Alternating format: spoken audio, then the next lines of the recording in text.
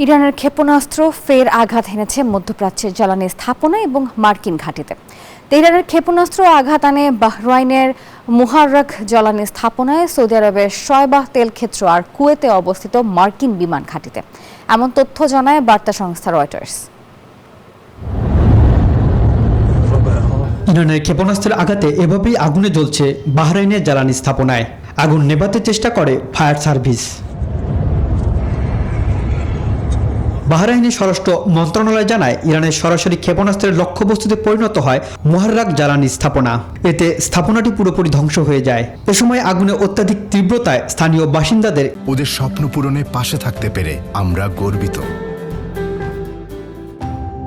ঘরে থাকার নির্দেশ দেয় দেশটির প্রশাসন। অন্যদিকে ইরানের ক্ষেপণাস্ত্রের হামলার শিকার হয়েছে সৌদি আরবের গুরুত্বপূর্ণ শায়বাহ তেল ক্ষেত্রেও। সৌদি প্রতিরক্ষা মন্ত্রণালয় এ তথ্য জানায়। তবে ইরানের ক্ষেপণাস্ত্র ফের আঘাত এনেছে কুয়েতের আল সালেম বিমানবন্দরের মার্কিন ঘাঁটিতে। কুয়েতের সিভিল এভিয়েশন জানায়, এতে কোনো হতাহতের ঘটনা না ঘটলেও বিমানবন্দরের অবকাঠামো ব্যাপকভাবে ক্ষতিগ্রস্ত হয়। এই হামলার বিষয়ে ইরান এখনও কোনো মন্তব্য প্রকাশ করেনি। তবে গেল 28 ফেব্রুয়ারি থেকে ইরানে মার্কিন ও ইসরায়েলি বাহিনী নিয়মিতভাবে হামলা করে আসছে।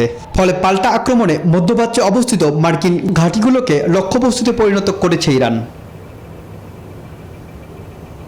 রনি আহমেদ, নিউজ 24।